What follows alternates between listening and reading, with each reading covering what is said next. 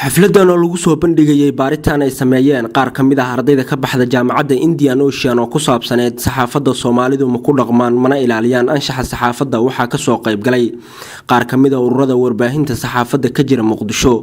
maamulka iyo macallimiinta jaamacadda Indian Ocean qaar ka mid ah ardayda iyo sidoo kale marti sharaf kale Jamaal Maxamed Daahir iyo Nuur Axmed Cawaale oo ah labada arday ee baaristaan saxaafadda ka sameysay waxa ay soo bandhigeen waxyaabihii uga soo baxay baaritaankooda kadib su'aalahan aan xog ururinteena ku weydiinay waxay ahaayeen saxaafadda Soomaalidu mar walba ma dhiirigeliyaan anshaxa saxaafadda waxaan kaloo weydiinay saxaafadda ma taageertaa in ay hoos u dhigto iska hor imaadyada mana isku soo dhaweysaa dhinacyada ishaya waxaan kaloo weydiinay saxaafadda Soomaalidu ma u tabiyaan dhacdooyinka si sax ah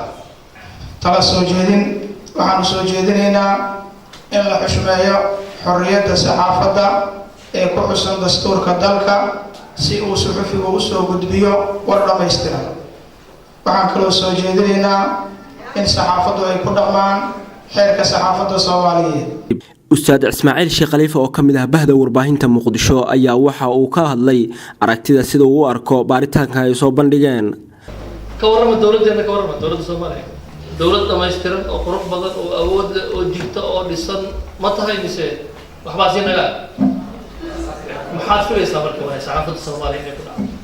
jaamacadaha sidii ma yihiin Indian Ocean maanta daan baarno waxa laga yaabaa lug hoolis badan ka soo marka insha Allah qoladan oo qaabilsan amaankeena waxaan ka codsanaynaa saxaafadda anagana matalaan qolada aan doorano golaha shacabka ah rag la sii xisaabtamaya waa inta laga gaaray 4 sano marka in loo xushmeeyo ayagana in ay xeer ku dhaqmaan dalbanayna insha Allah gabagabadiina gudoomiyaha jaamacadda Indian Ocean Engineer Samode Maxamed Cali Daahir ayaa xafladan soo gabagabeeyay Axmed Cumar Shaqnuur Cable TV magaalada Muqdisho.